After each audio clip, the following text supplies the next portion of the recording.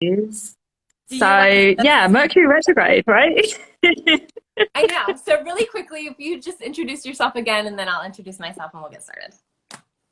Sure. So I'm Ellie. I have the account Salt of Venus. I do relationship astrology, empowerment, all those nice Venusian things like learning to receive and how to relate and how to have healthy relationships and how to stop overgiving and start opening up the paths to receiving. And yeah, synastry is something, relationship astrology is something that I do a lot of and really love, comparing two people's charts. I find that it's really empowering to know exactly what the kind of dynamic is with two people, the struggles astrology can explain, okay, that's why that's not vibing in the way that you want it to, and also the gifts as well. So, Mm. yeah. Awesome. Yeah, thank you for sharing. Yeah, I also love doing synastry, and it's actually one of the first ways I had my chart read when I was 19, so that was like 22 years ago. And then a couple years later, I had a teacher, my teacher at college, on the side had like a little side thing where she would read couples charts. And so me and my partner went in and had our chart reading done, and it was just like, oh, okay, you are just the way you are. I can accept you or not, right? And then we can move on based on that instead of trying to mold you or him trying to mold me. And that just really inspired me. And so I started looking at the couples that I was working with because I was birth and childbirth and birth doula. And so I was kind of the same, just like underground doing charts. And then I was doing that for a long time. And then I realized, actually, I just want to focus on the astrology. So, yeah, now my business is Sparkle and Shine Guidance. I work with individuals. It's more coaching directed now. I really found that for me, doing readings aren't as satisfying as they used to be. And I'm really focusing on high level coaching and infusing the astrology into the deeper embodiment, like you were talking about, the embodiment and the ability to really viscerally feel your chart as a living, breathing thing and align with it so that you can really shine and live your full purpose. And so that's what I do. And I'm trying to remember, did we meet through Clubhouse? I just love your page. Did we meet through No, Clubhouse? I'm not. No, I'm not on Clubhouse, but we've been in each other's worlds for quite a Yeah, long time. So yeah, totally. I'm not sure how that happened. And your page is taking off and it's so like branded and fine-tuned and it's so beautiful. So I want to like give you that Hmm. like roses, roses. What is your Venus in? Venus in Libra. You can Of probably see it. As course. soon as I tell you, you can see it, right? Totally. Awesome. Yeah. So let's get started. We're talking about relationship astrology. And so, yeah, where would you like to start? Let's start there if you want. Start with the Venus signs because that Yeah. is essentially the heart of relating, isn't it? Really, like how do you like to relate? What's your Venus sign? Guess. Taurus, Close. Earth sign. So Venus in Virgo. Virgo in the first house. Yeah. Nice. Yeah. Yeah, So I love it. Earthy Venus. what house is your Venus in? Third house. Oh my gosh, perfect. So similar kind of communication, networking. Yeah, yeah. It's also conjunct Lilith, so I've got the kind of like slightly pink That's and why fluff.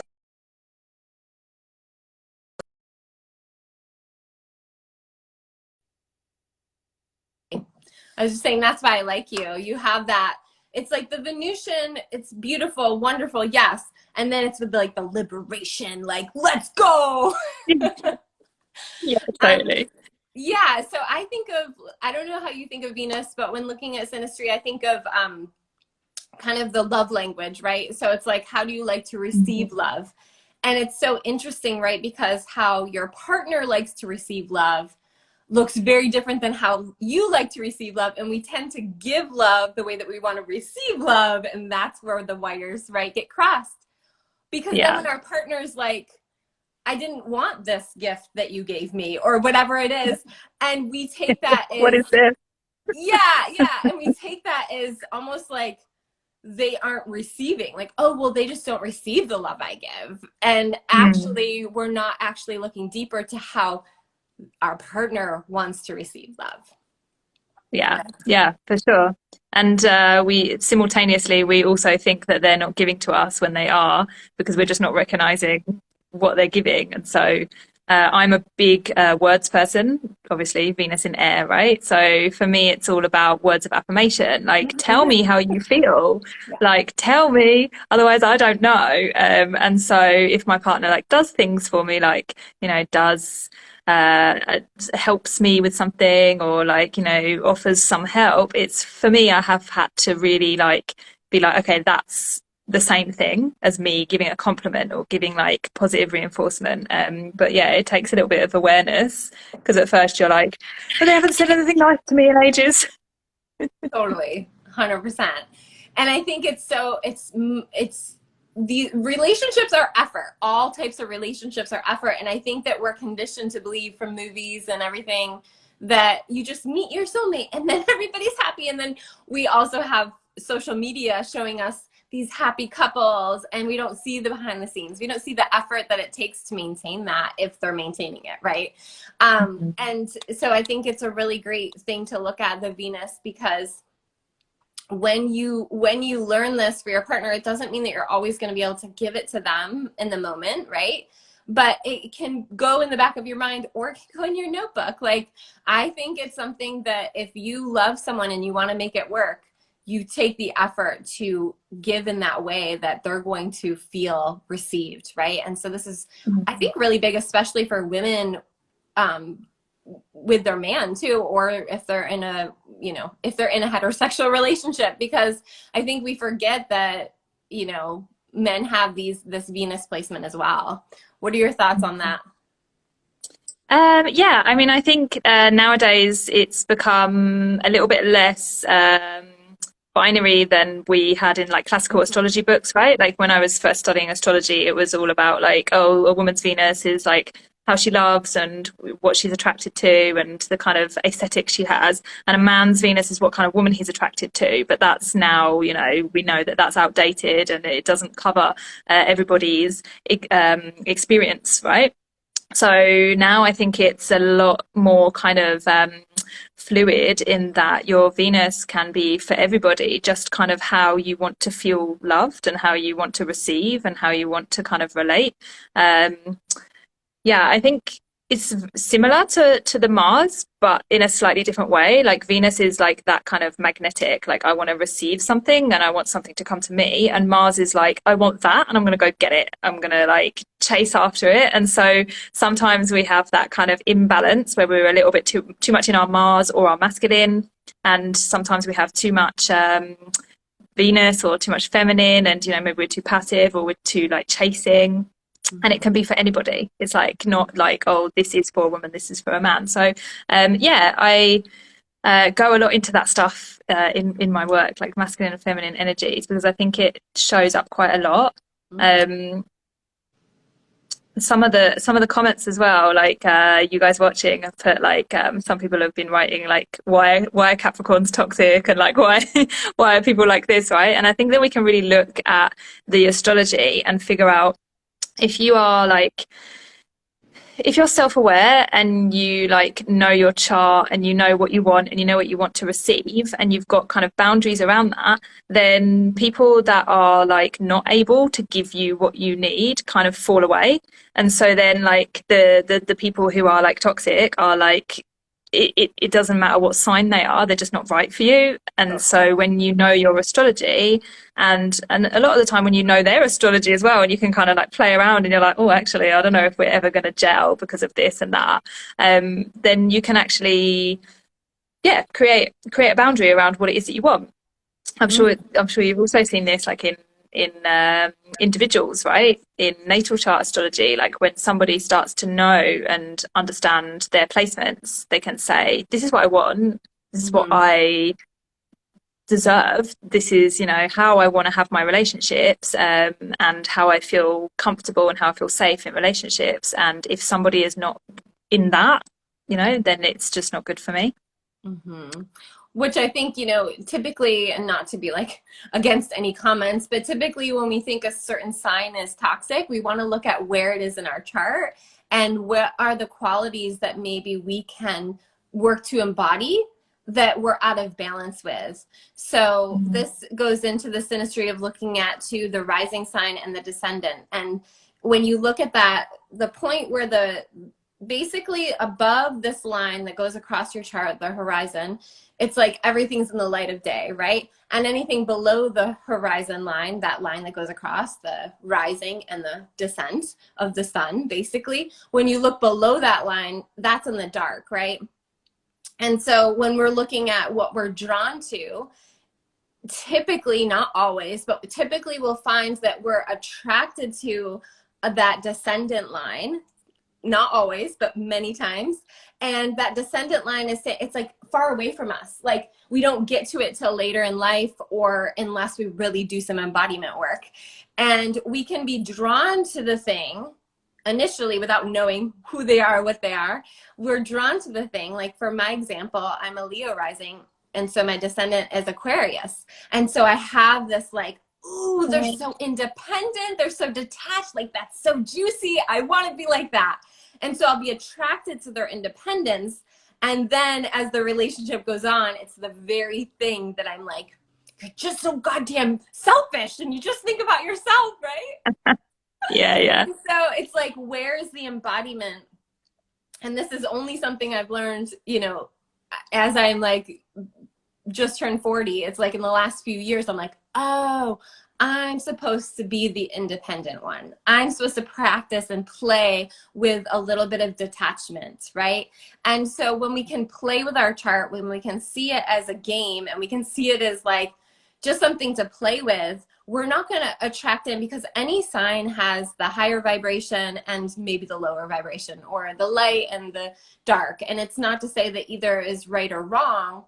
It's just to say when we start playing with our consciousness and the game of our chart and like looking at it as just archetypes, then we don't necessarily draw in the lower vibration of that sign. We might draw in the higher vibration of that sign, but it's not the same. I don't know if that makes sense, or if you found that to be true too. Yeah, for sure. Like, I think almost every single person that's come to me for like readings or coaching has talked about wanting to go after somebody that represents something that they are repressing or not allowing themselves to be.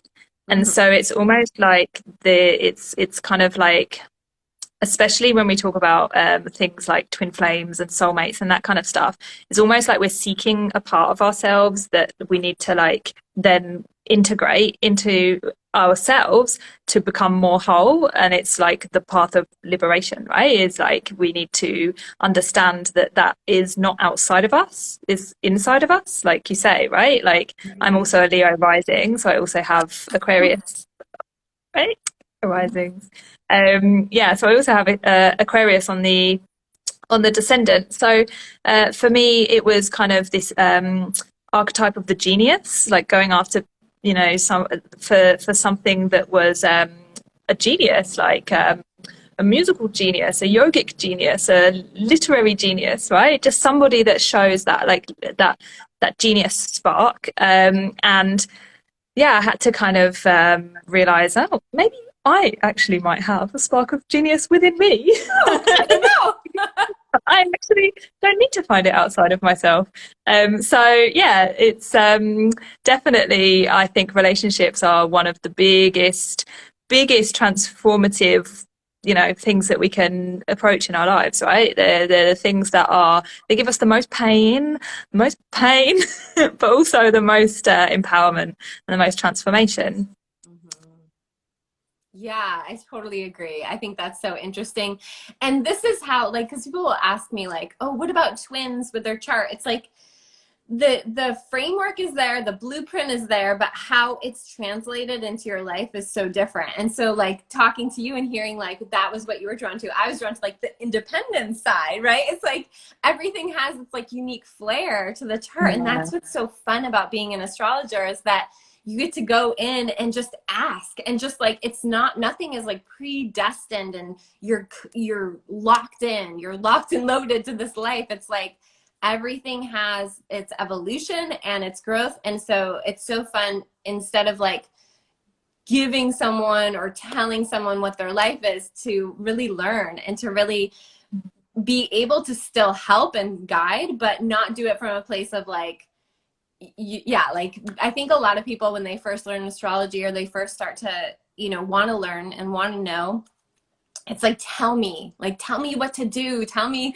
how to be. And it's like, it's so much more fun using astrology as like, yeah, just this, it's a gateway. It's kind of like a gateway drug to self-actualization, right? Yeah, for sure. It's a tool, right? Yeah.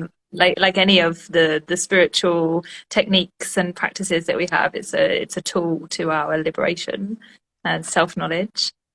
Yeah. And in that, it helps us to know other people as well, right? Mhm. Like pretty much all of you guys watching, the comments are about like, how can I do something with my partner? How can I like get closer to that person? How can I get them to understand me? How can I like, you know, it's like, it's really common for people to come for readings and to be saying almost like, how can I get this person to do something? And in that, you're kind of giving away your power, right? Because you can't make that person do anything, right? Right. Um, if you're like you know, in a relationship, if you are one of these people that are like twin flames, like you can't do anything, and that's the whole point, right? The whole point is like, you are the master of your ship. And so if you can like look at your own chart, even if you're looking at the synastry, you still can only do what you can do, right? Like you can slightly adjust the communication that you have with the other person. You can ask that other person to treat you in a certain way, but at the end of the day, they're not going to, you know, always do what you want. So that's why I think it's really empowering to look at astrology in relationships, and then to always bring it back to yourself. Like, okay, what can I do? It's like, Mhm. it's my journey, right? Like, And I think the best gift we can give our partners, or our potential partners moving forward, is knowing ourselves, to know what we need in relationship and where we're not willing to bend. And I think that I would say 90%, again, going back, like this is very stereotypical, but I believe it's still true. Like, still where the work is for women is knowing themselves, is knowing mm, what they need and knowing what their boundaries are. And I think it's like, we've been in this toxic culture for so long around women overgiving. And, you know, you talk about the receptivity too, and knowing your Venus is going to be so mind blowing to understand yourself. It's like, stop mhm. looking at his chart, you know, and really understand your own. And then once you find someone that can meet you there, then bring out the chart, right? Like, then there it is, you know? And so I wanted to talk about the moon, because I feel like the moon is such a big piece of our chart, especially when we're looking at synastry. So it's like, when you think about the moon and when you're looking at a synastry chart, what speaks to you about it, and like, what do you think would help people to know their own moon placement?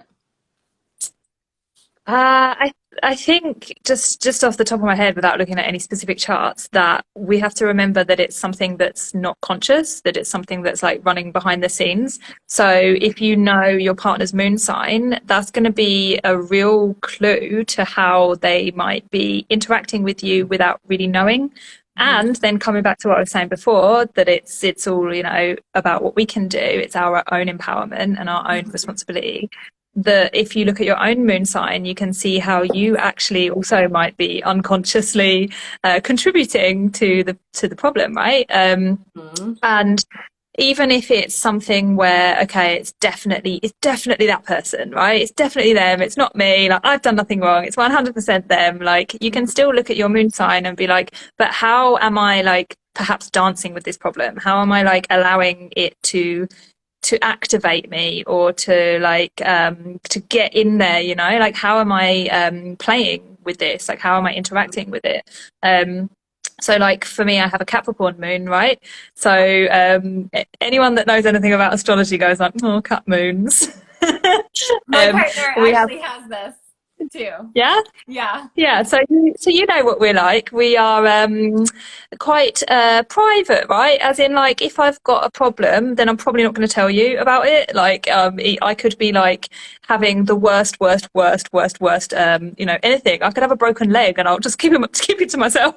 Like, so that can cause problems because if I have an expectation of my partner to do something for me to make me feel better, but I haven't actually indicated that there's anything wrong, then that can kind of lead to a little bit of resentment. And with the Capricorn moon, because it's the moon in Saturn, and Saturn is this kind of restrictive energy, it's almost like you feel like, oh, poor me, nobody's here to take care of me, which is the moon, right? It's to be taken care of. And so then, yeah, it can lead to resentment. I'll hold my hand up. I can be resentful, you know? So I think it's really important to know that a lot of the stuff that is in our moon signs is stuff that is behind the scenes, and we might not always be aware of it when we're telling ourselves stories about our relationship or our partner. Totally. Yeah, I love all that. Thank you for sharing. And this is one of the places, again, coming back to being a triple Leo and the play, how important the play is, because it's like you are divine.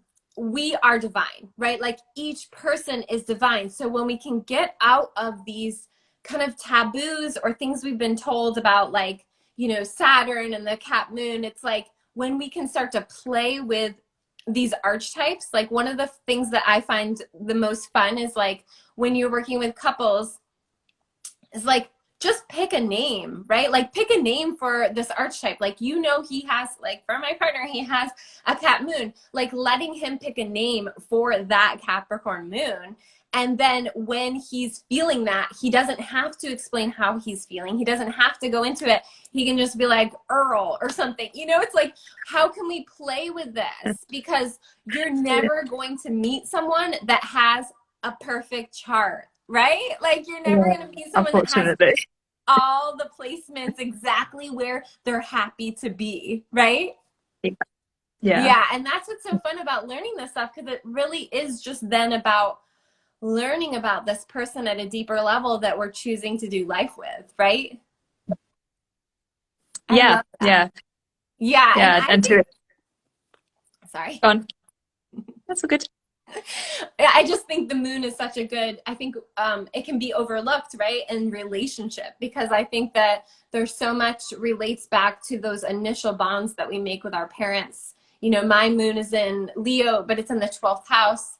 It's the closest planet to my rising. So that really, those, when we look at the 12th house, it can often be in utero, the messages we get around safety, security. So the moon is like, it's not in our conscious mind, but it's there around safety, security, how we're tended to. It can also relate to like the mother's milk, like that, like initial bonds and those initial time periods. And so like, just to look at where the moon is in your own chart, and to look at what sign it's in, and to understand what reparenting work and what security work you can do for yourself, so that when you do show up in relationship, it's not that I don't have a name for that archetype within me.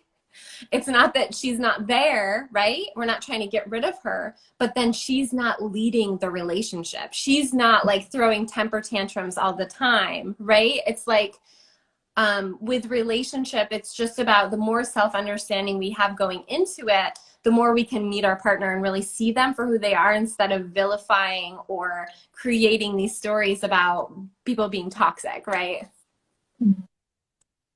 Yeah, and I think that's what's so powerful about astrology, right? Is that you look at your chart, or you go to an astrologer and they like read your chart for you, and you suddenly have like words, like you said, like labels to describe this thing that has been maybe going on for your whole life, and you've not really had like full awareness of it, or you've kind of known, oh, I do that thing, or I attract that kind of person, or I end up having this particular situation over and over again, and then we don't really know what it is or why it is. And so then we kind of have that feedback from astrology, where it kind of puts a label on it, and it says to you, this, you have now power over it, because you can label something, now you have power over it, and you can have it consciously saying to yourself, oh, you know, when I'm in a relationship, maybe I move too fast, or maybe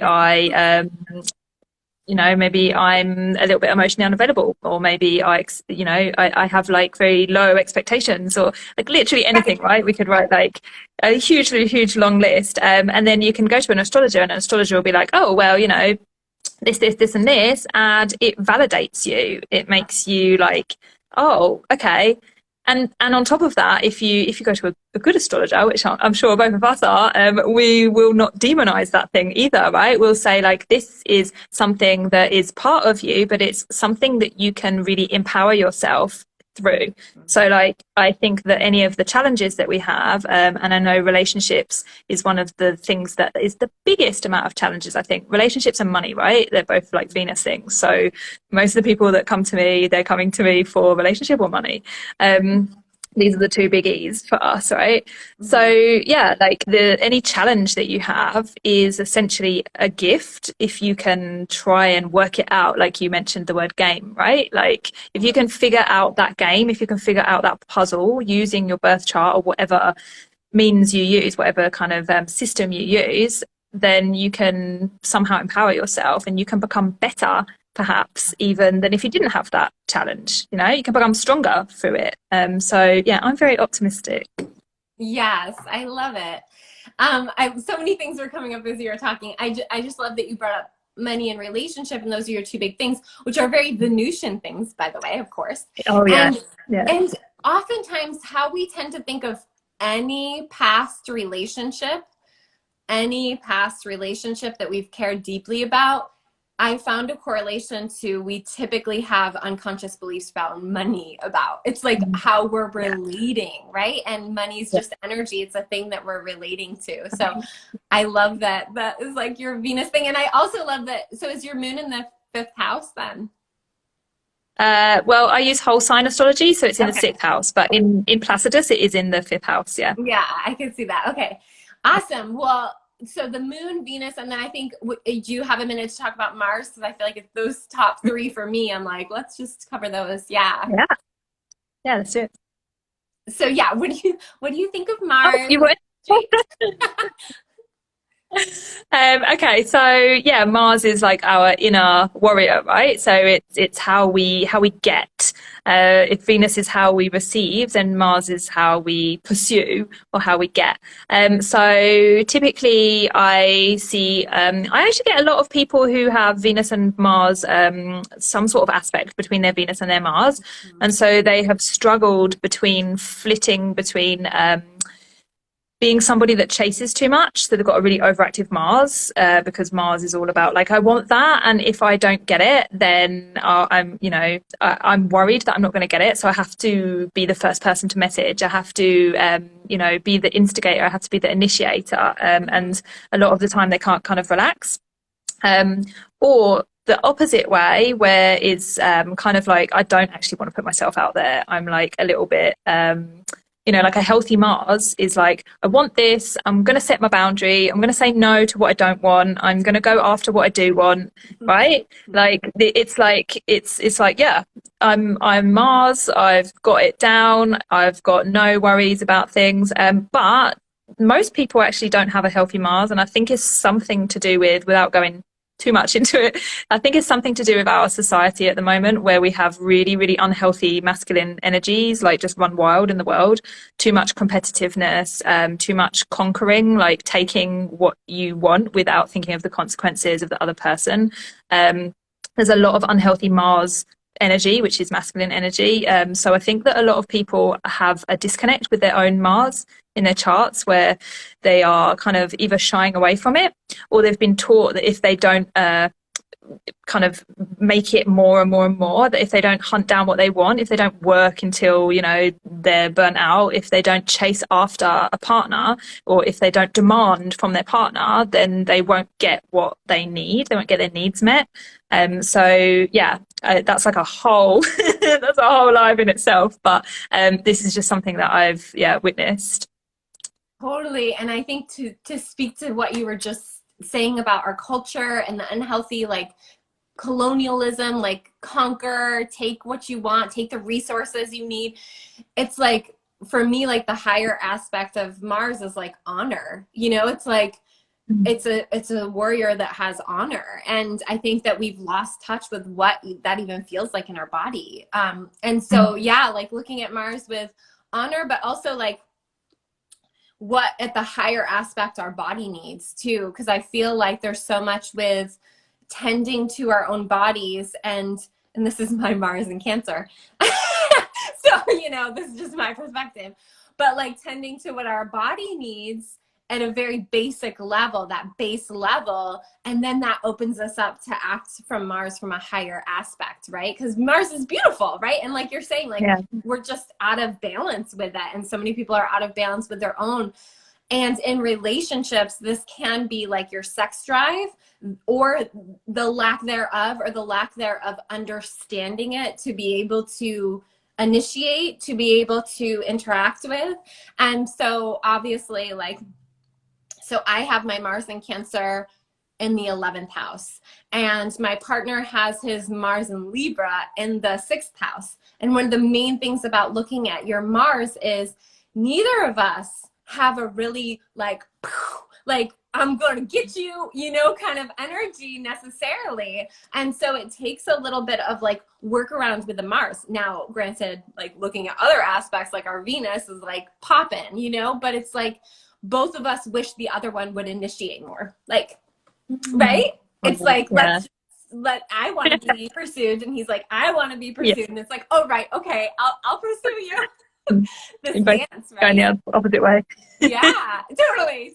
Like, oh, the Mars in Cancer can be like complete shutdown. He's like, sometimes I don't even know. Like, you just like are like, you know. So it's fun to see and to be able to play and to understand it. Oh, are you still there? No, you've frozen. Oh, you were frozen. Now you're not. Oh. Am I still frozen?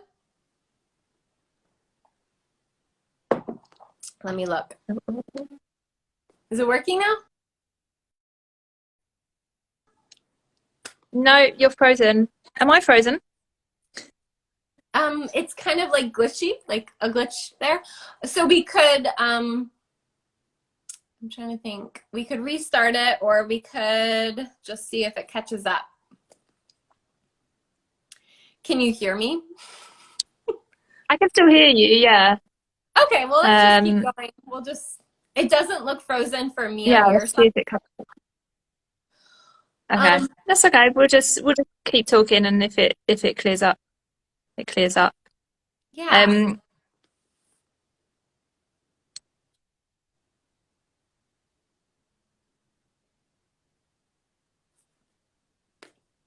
So they're saying it's okay. Well, Jeremy's saying it's okay. Thanks, Jeremy. So what, let's see. So that Mars, Venus, Moon, is there anything else you want to touch on before? Oh, Mars, 3rd house. Yeah, someone said their Mars was conjunct their sun and they wished it was their Venus. And I was like, I saw that too, yeah. Yeah, and I was like, okay, but it's not. Like, how can you celebrate Mars? Like, when we're talking about honor, when we're talking about, like, that's, like, a really powerful thing to have your sun conjunct your Mars. Yeah, so I'm curious what you think about that.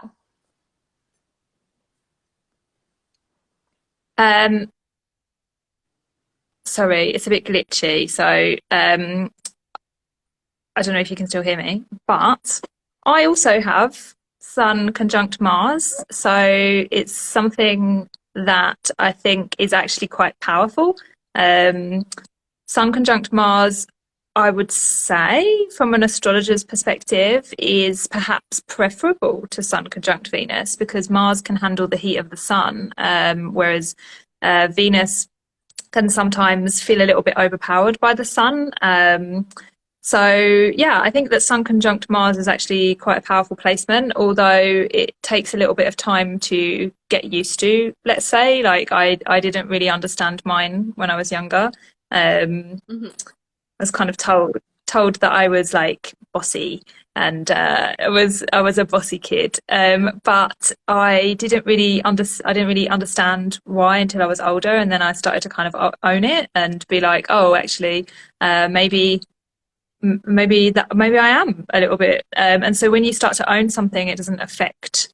I think it doesn't affect us as much, or we can like move into the better expression of it. Mm-hmm. I love that someone commented that and that you have it. So you can Oh, really you've speak come back finally. to. Yay!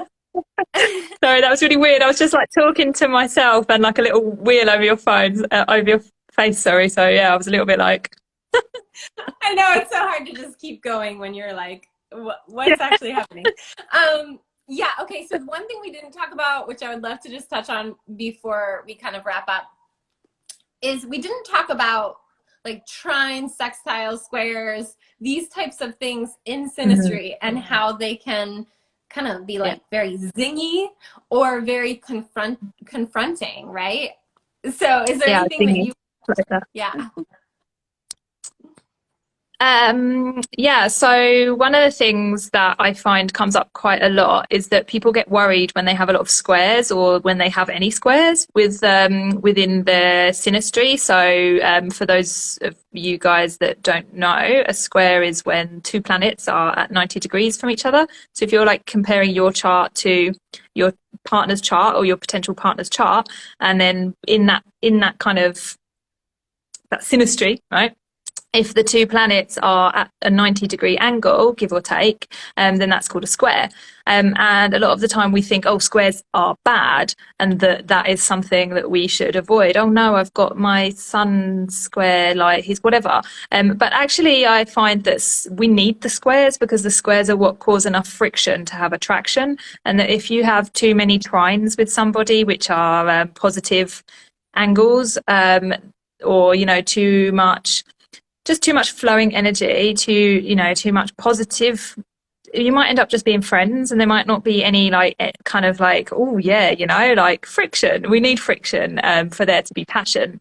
That's kind of what it is, right? So I actually think that if I was to make two perfect people's charts, I definitely would throw in some squares and some oppositions just to give them a bit of like, bit of healthy debate and a bit of passion.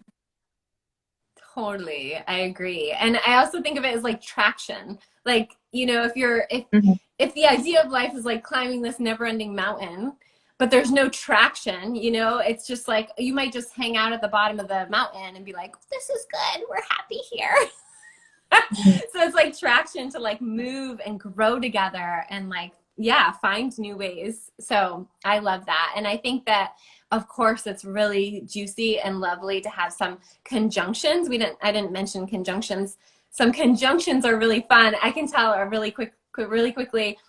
When I was dating, it was so fun to just because it's like, I was married for 14, 15 years or something. That was great. And then when I was dating as an astrologer, it was so fun because I was like able to see what things actually looks like and felt like, right? And so I dated one person who had his Mars was exact on my south node. And I was like, oh, wow, this is what this feels like, And it's just so cool to get to understand these planetary bodies by relating to other people, right? And so obviously if you're in a marriage with someone who has their Mars on your south node, that is not going to be a comfortable relationship. That is going to be a very challenging place because anything that is conjunct from your partner or your potential partner's chart to your chart that has to do with the south node is past and past lives and karma, and the Mars is like driving you right to it, right? It's like pulling up. It's like pulling up to that spot. Is it glitching for you? Yes. Oops. It's all right. I'm And following. I'm I'm like just about talking a following. mile a minute too. So sorry about that. But It's all good. yeah. So, it's like the reason why, and this kind of brings back like why some relationships change you forever, but they can be like, you went on 2 dates and you were changed forever versus Yeah. there's no way in heck you're going to be able to sustain a relationship with certain people. And it's not that either of you did anything wrong or were toxic. It's just that they're hitting up. It's like almost like I think of acupuncture. They're literally like putting their, it sounds horrible, putting their needle in a certain spot. It doesn't mean that they are that way all the time to other people and other relationships. And I think that that's where we get really, and it's like the age of Aquarius, where we think, oh, that person is just that way. It's like, no, you two together bring out that in each other, right? Yeah. Yeah, I I'll agree. stop talking. Yeah, you can add anything because I'm like, I can't imagine trying to keep up with me and the glitch. So It's all good. This is my listening face. yeah. Yeah, no, I completely agree. Yeah, like different people might have completely different experiences with different partners because that is the essence of synastry, right? Like something might trigger something else that you have that someone else might not have triggered. And that's why we have to be really careful about who we have in our lives, right? Like we have to bring it back to ourselves again. How do I feel in this relationship? Is it good for me? You know, because someone else might not bring out whatever that is in you. And one thing I was going to say was that if you've got something, particularly like you were just saying, a South Node and Mars connection, anything like that, it might be that you have some sort of contract, some sort of karmic contract, or you know, you've got some past life history with this person that you have almost kind of planned to live out again in order for you to learn something, in order for you to you know, have that kind of interaction that causes you to do something, causes you to change something, or for them, it might be for them even, before they leave like a big effect on our lives, and we kind of almost like, what was that? And at times, you know, we can hold on to them a little bit too much. I think that's where a lot of the kind of twin flame stuff comes in as well, where like sometimes it's not that we're meant to be with that person, it's just that we had some unfinished business with that person that felt really intense. And, you know, that's why we have to kind of be very discerning about, yeah, like who we want to have in our lives every day, right? Because, you know, that person that you met who had their Mars on your South Node, it might have been really kind of powerful and intense, but you probably don't want to spend every day with that person, right? It's too, you know. Yeah, totally. And I think that goes back to, you know, just this idea that we are meant to be relating to people, not just dating, not just, you know, our one partner, that just having this connection with you, right? It activates us, like having different relations. And this is also with an astrologer that they can help you, right? Like to understand what are the core things where we shouldn't wall up around, where we should be open and receiving to the energies around us. So I think it's really powerful. And do you mind just sharing like maybe an offering that you have right now, or just ways that people can work with you?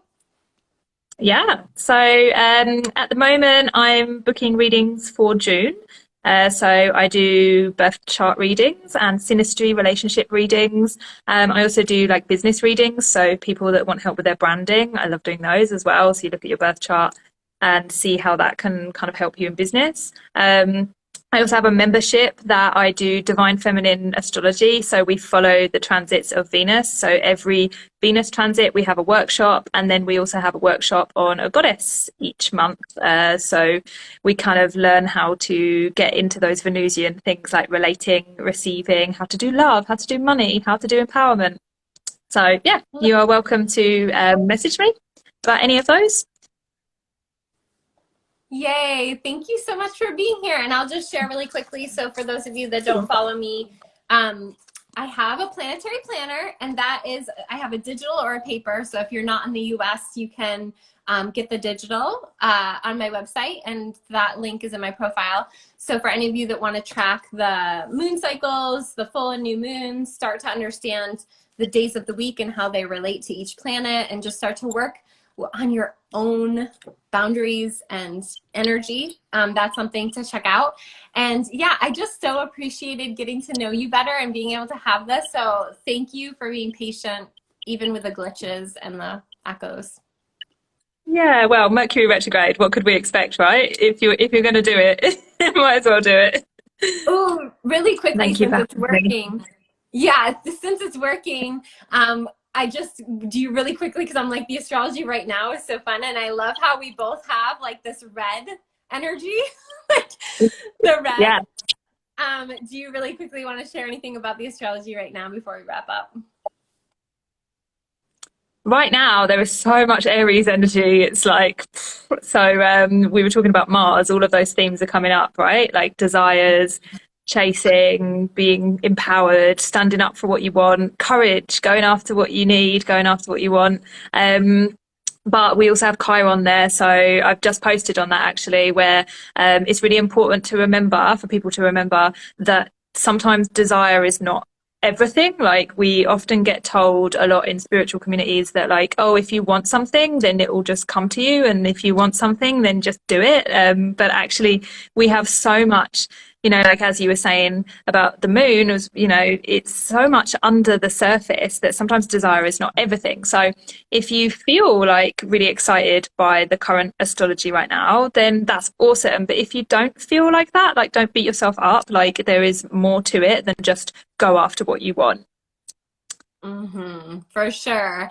And then also, alongside all of that, and Venus being in Aries, Venus is also squaring Pluto, right? So that's like, not only do we have all this Mars energy, but then Venus is being hit kind of in this really intense way because, as many of you know, Pluto's in its last little bit of Capricorn. And so for me personally, and I'm curious what you think about this, it's like this deeper, like fierce feminine, like the masculine, but with the feminine, and how it's going to require so much courage and so much trust of self to break free from the system, to break free from kind of a lot of the things that have been going on the planet for a long time. So I'm really excited about this time, but it doesn't come without challenge, right? It's like, whew. Yeah, for sure. And I think that's why the rise of the feminine is happening. People are getting more into divine feminine, goddess worship, getting more into self-care, more into receiving, more into taking care of their bodies, more into slowing down. Yeah, I think it's fabulous and what much, much needed. Yay! Me too. And yeah, I so appreciate the work you're putting out in the world. So thank you. Thank you. Thank you for having me. Okay, take care. Bye-bye. Bye, everybody. Thanks for being here. Thanks, everyone.